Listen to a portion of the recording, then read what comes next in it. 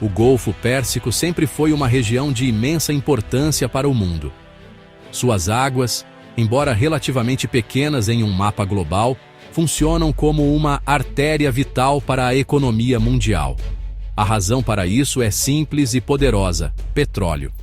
Por décadas, uma quantidade significativa do petróleo consumido globalmente viaja por essa rota marítima, saindo dos ricos campos de petróleo da Arábia Saudita, Kuwait, Iraque, Emirados Árabes Unidos e Irã. Qualquer interrupção no fluxo de navios-tanque que navegam por essas águas pode causar ondas de choque nos mercados de energia, afetando os preços dos combustíveis e a estabilidade econômica de nações em todos os continentes. A dependência do mundo neste corredor aquático o torna um ponto de foco constante para tensões geopolíticas. Essa passagem estreita, conhecida como Estreito de Hormuz, é a única saída do Golfo Pérsico para o Oceano Aberto. Em seu ponto mais estreito, ele tem apenas algumas dezenas de quilômetros de largura. Essa geografia única confere um poder extraordinário aos países que controlam suas costas, especialmente o Irã. A capacidade de controlar ou fechar o Estreito de Hormuz é uma ferramenta poderosa de influência e uma fonte constante de preocupação para as potências mundiais que dependem do livre fluxo de petróleo. Nos anos 80, cerca de 60% do petróleo mundial passava por este ponto crítico, tornando sua segurança uma questão de interesse global e não apenas regional. Qualquer conflito na área ameaçava parar esse fluxo. Durante a Guerra Fria, a importância estratégica do Golfo Pérsico foi ampliada pela rivalidade entre os Estados Unidos e a União Soviética. Ambas as superpotências viam a região não apenas como uma fonte de energia, mas também como um tabuleiro de xadrez para expandir sua influência. Os Estados Unidos se posicionaram como os guardiões da estabilidade e do livre comércio, especialmente do fluxo de petróleo para seus aliados no Ocidente e no Japão. A União Soviética, por sua vez, buscava oportunidades para ganhar aliados e estabelecer uma presença naval em águas quentes, um objetivo de longa data de sua política externa. Essa dinâmica de superpotência acrescentou outra camada de complexidade a uma região já volátil. Portanto, o Golfo Pérsico nos anos 80 não era apenas uma rota de transporte de petróleo. Era um caldeirão de interesses econômicos, rivalidades históricas e ambições geopolíticas. A estabilidade da economia global estava intrinsecamente ligada à paz naquela região. A navegação segura através do Estreito de Hormuz era um pré-requisito para a prosperidade de muitas nações. Foi neste cenário de alta tensão e importância estratégica que um conflito regional entre o Irã e o Iraque estava prestes a se transformar em uma crise internacional, testando a determinação das superpotências e ameaçando o fornecimento de energia do mundo inteiro de uma forma nunca antes vista. Em 1980, o Iraque, sob a liderança de Saddam Hussein, invadiu o Irã, dando início a uma guerra brutal que duraria 8 longos anos. O conflito começou como uma guerra terrestre, com exércitos lutando por território em batalhas sangrentas e estagnadas. No entanto, por volta de 1984, com a frente de batalha em um impasse, ambos os lados buscaram novas maneiras de enfraquecer o inimigo. A estratégia mudou de conquistar território para atacar a economia do adversário. O alvo principal dessa nova fase da guerra era a exportação de petróleo, a principal fonte de receita para ambos os países. Assim começou a chamada Guerra dos Petroleiros, uma campanha que levou o conflito das trincheiras para as importantes rotas marítimas do Golfo Pérsico. O Iraque deu o primeiro passo nessa escalada perigosa.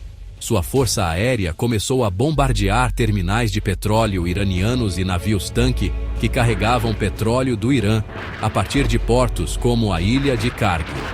O objetivo de Saddam Hussein era, claro, cortar o fluxo de dinheiro que financiava o esforço de guerra do Ayatollah Khomeini. O Irã, Sentindo o golpe em sua economia, não demorou a retaliar. A marinha iraniana e a guarda revolucionária começaram a atacar navios-tanque que transportavam petróleo do Iraque e de seus aliados no Golfo, principalmente o Kuwait e a Arábia Saudita. O Golfo Pérsico, antes uma via comercial movimentada, tornou-se uma zona de guerra naval. A situação se tornou particularmente difícil para o Iraque. Com a tomada da península de Al-Fal pelo Irã, o Iraque perdeu seu principal acesso ao mar. Para continuar exportando seu petróleo, o país tornou-se fortemente dependente de seus vizinhos, especialmente do Kuwait.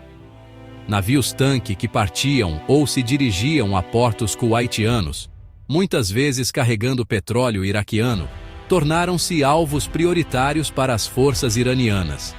O Irã usava uma variedade de táticas, incluindo ataques com mísseis disparados de aeronaves, ataques de lanchas rápidas e, mais tarde, o uso traiçoeiro de minas marítimas. Navios de nações neutras, que não tinham nada a ver com a guerra, foram apanhados no fogo cruzado. O impacto dessa guerra marítima foi sentido em todo o mundo. A cada ataque, os prêmios de seguro para os navios que se aventuravam no Golfo disparavam. Os preços do petróleo, nos mercados internacionais, flutuavam violentamente com cada notícia de um novo navio atingido. A comunidade internacional assistia com crescente preocupação enquanto a guerra Irã-Iraque se espalhava para as águas internacionais, ameaçando uma das rotas comerciais mais cruciais do planeta. A Guerra dos Petroleiros demonstrou de forma dramática como um conflito regional poderia ter consequências globais, colocando em risco a segurança energética e a estabilidade econômica de dezenas de países que dependiam daquele fluxo constante de petróleo. À medida que a Guerra dos Petroleiros se intensificava, o Kuwait se viu em uma posição cada vez mais precária. Como um dos principais apoiadores financeiros do Iraque e o principal canal para as exportações de petróleo iraquiano, o pequeno emirado tornou-se um alvo direto para a fúria do Irã. Em 1986, a situação havia se tornado crítica. Os ataques iranianos contra navios de bandeira kuwaitiana eram constantes e cada vez mais ousados. Cerca de um quarto de todos os ataques a navios-tanque neutros no Golfo naquele ano foram direcionados a embarcações do Kuwait. O país estava sendo estrangulado economicamente e sua soberania estava sob ameaça direta, com mísseis e minas iranianas tornando suas águas territoriais perigosamente inseguras. Enfrentando essa ameaça existencial, o governo do Kuwait percebeu que precisava de proteção de uma potência externa. Sua própria marinha era muito pequena para enfrentar a força naval iraniana. Em uma jogada diplomática astuta e ousada no final de 1986, o Kuwait decidiu não colocar todos os seus ovos em uma única cesta. Primeiro, eles se aproximaram da União Soviética. Para a surpresa de muitos no Ocidente, Moscou respondeu positivamente e rapidamente. Os soviéticos concordaram em alugar 3 de seus petroleiros ao Kuwait e fornecer-lhes escolta naval.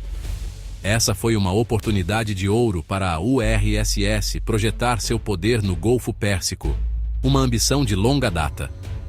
Imediatamente após garantir o acordo com os soviéticos, o Kuwait fez exatamente o mesmo pedido aos Estados Unidos.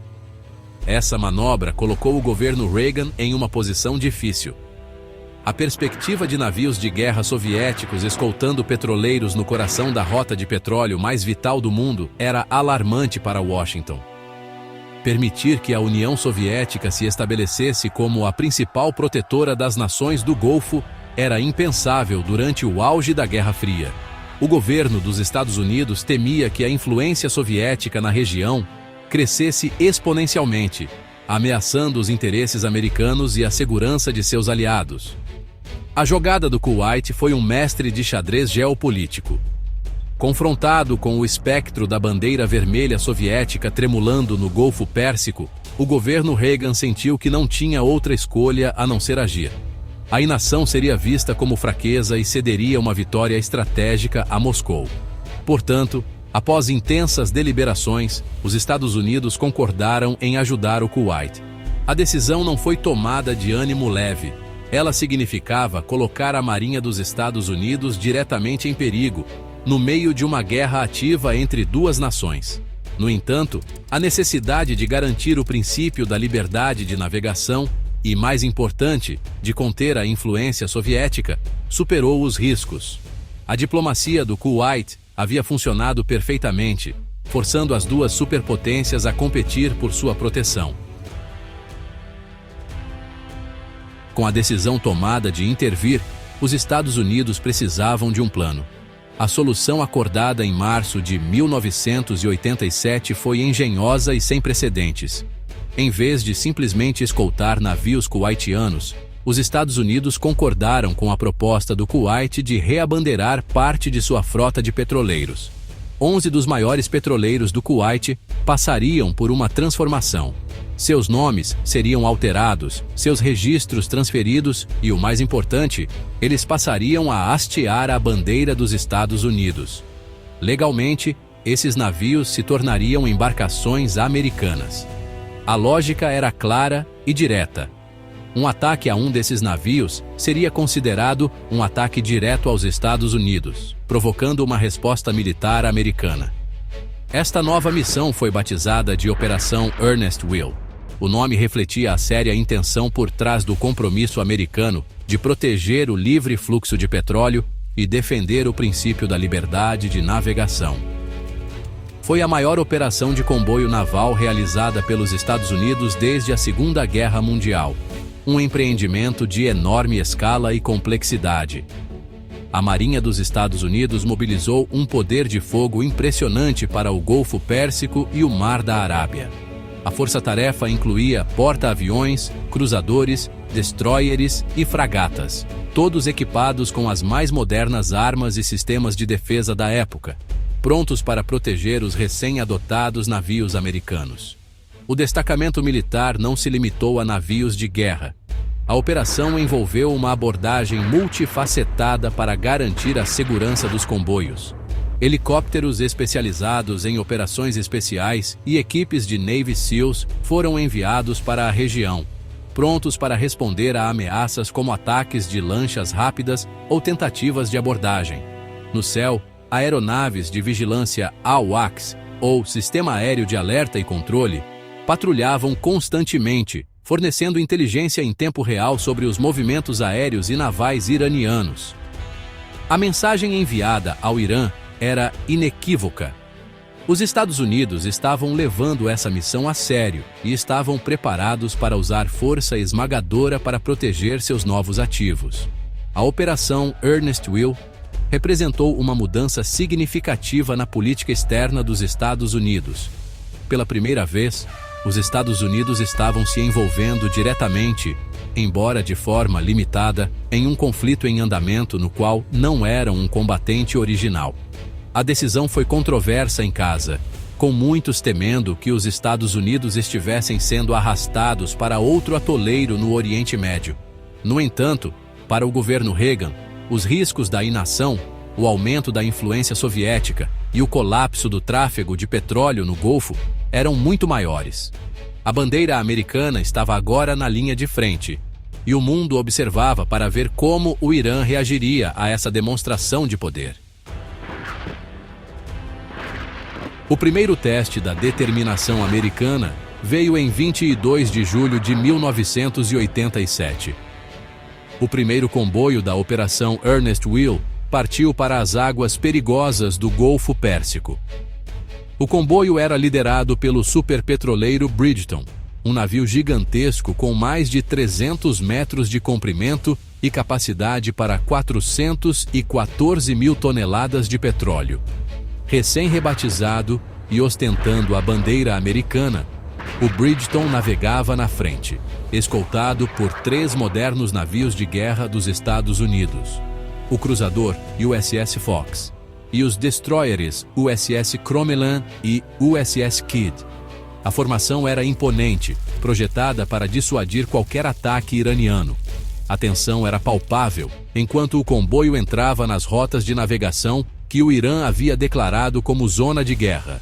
Durante o trajeto, caças iranianos se aproximaram do comboio, testando as defesas americanas.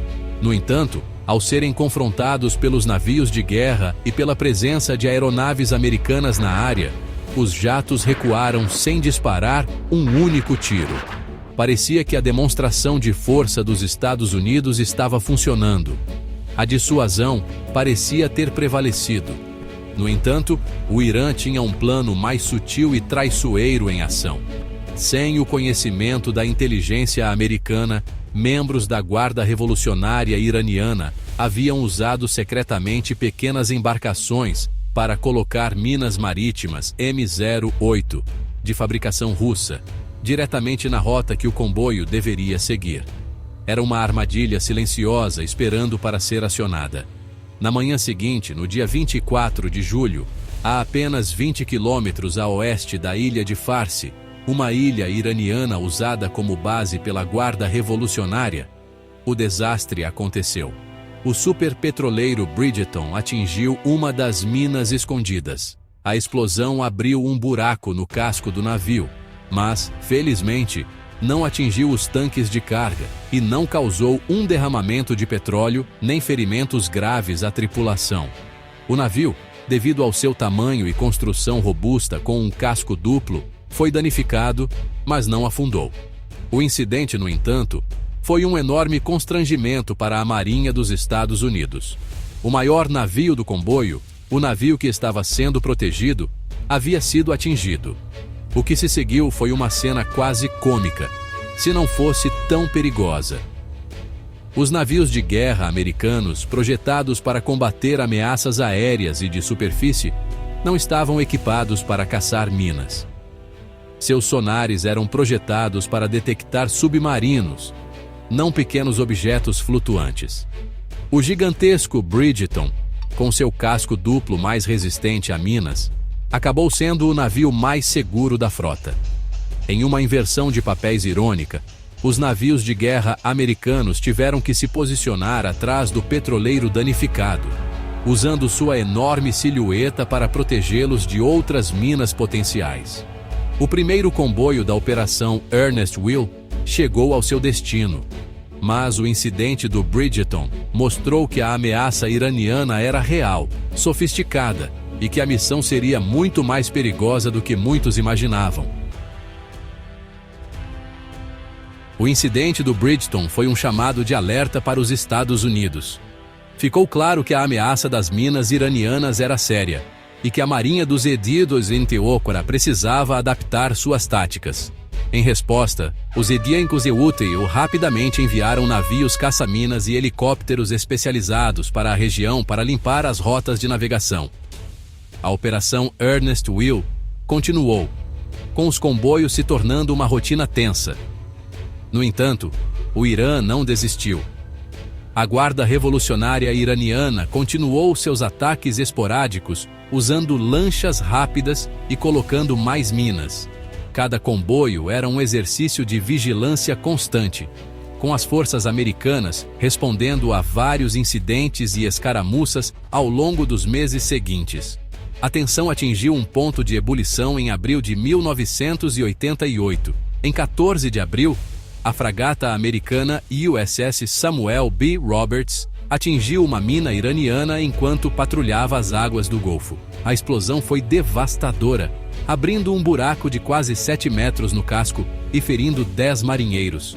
O navio quase afundou, mas a heróica equipe de controle de danos conseguiu salvar a embarcação.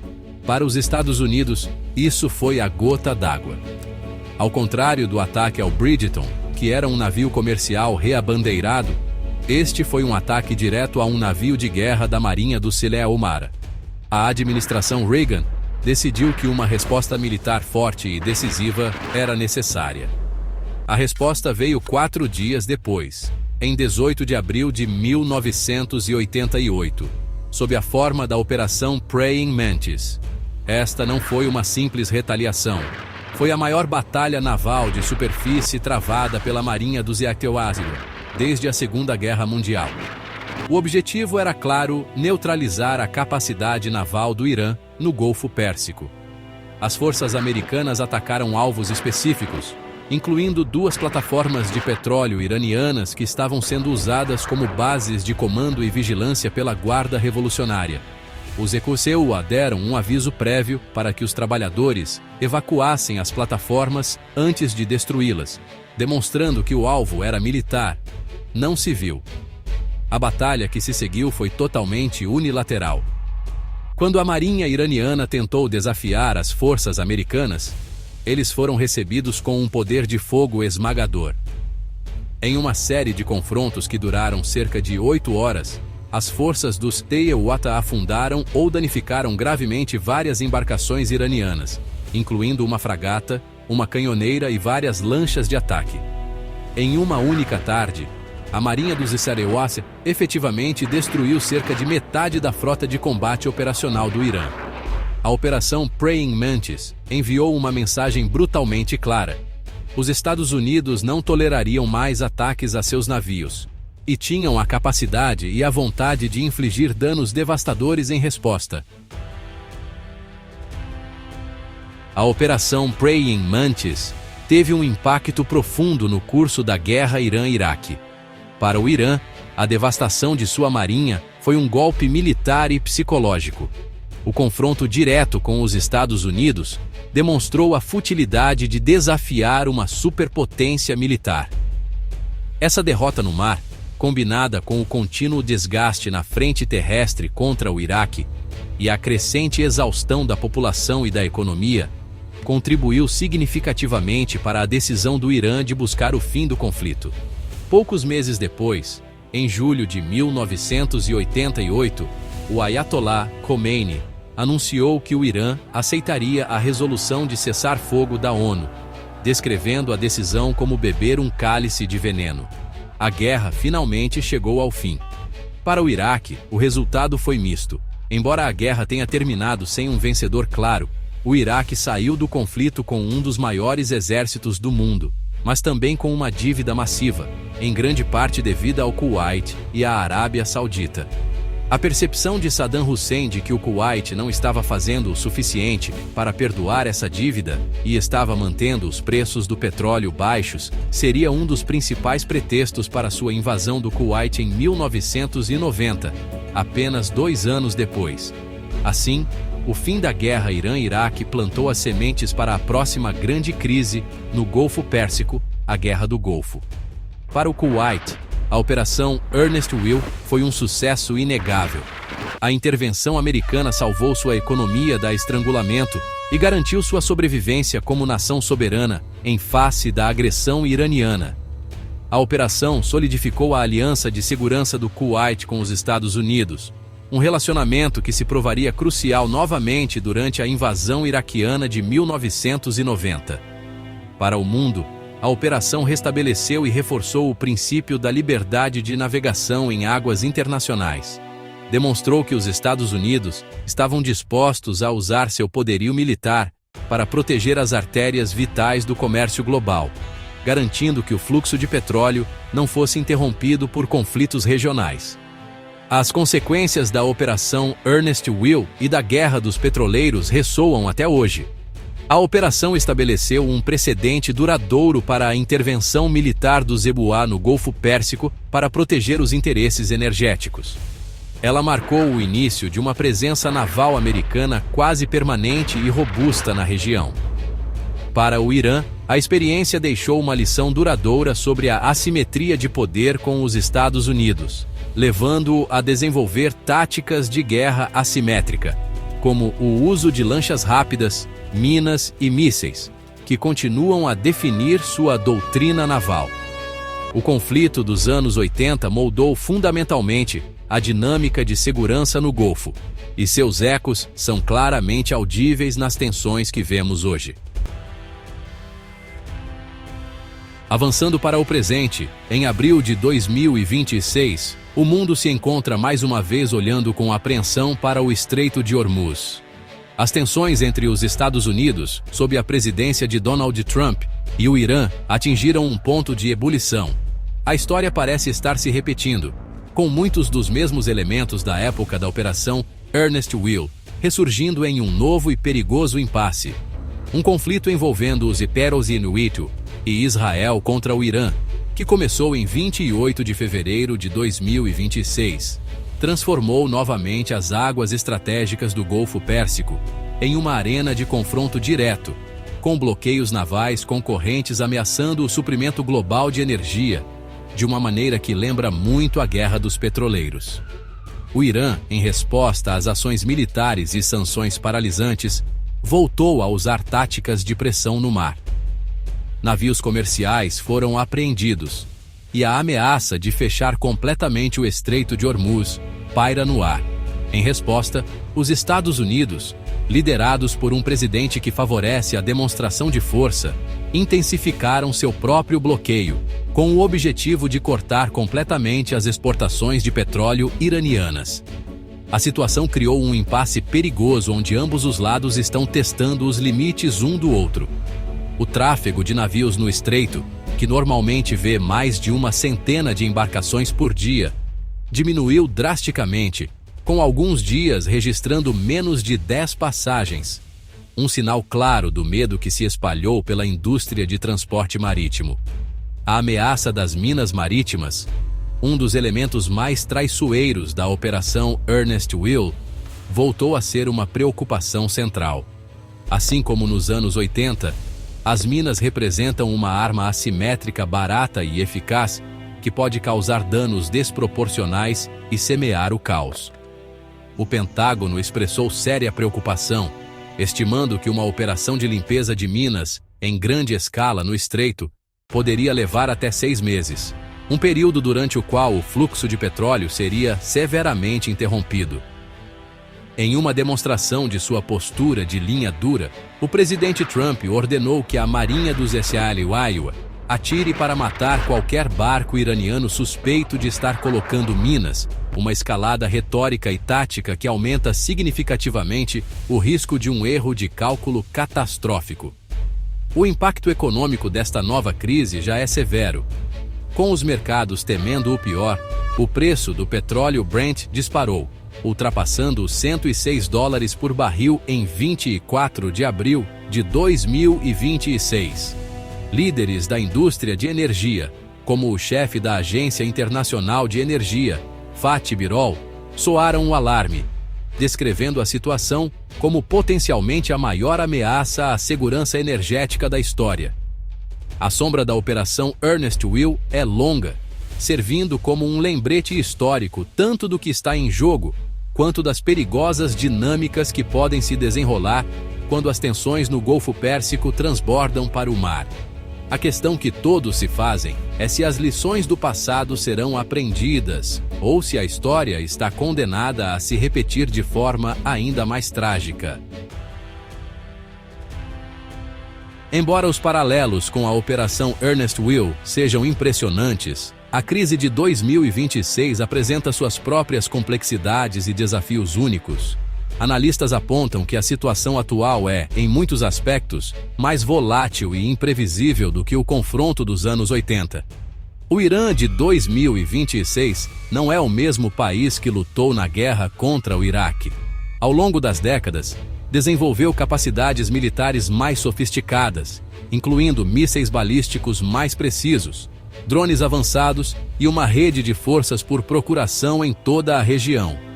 Sua abordagem à guerra naval assimétrica foi refinada, tornando a ameaça de suas lanchas rápidas e mísseis antinávio ainda mais potente contra as marinhas convencionais.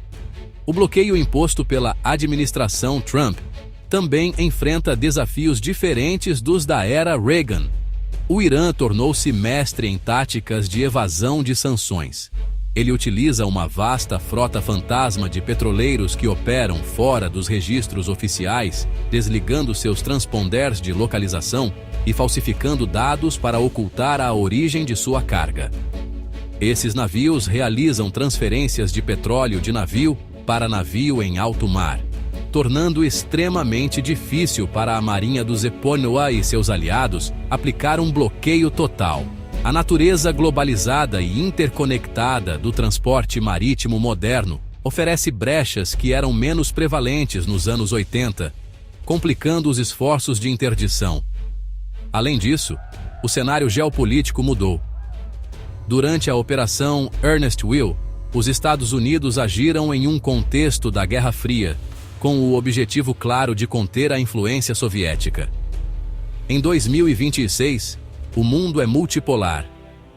Outras grandes potências, como a China e a Rússia, têm seus próprios interesses na estabilidade do Golfo e podem não apoiar totalmente uma postura de confronto liderada pelos Ebrew-Moar.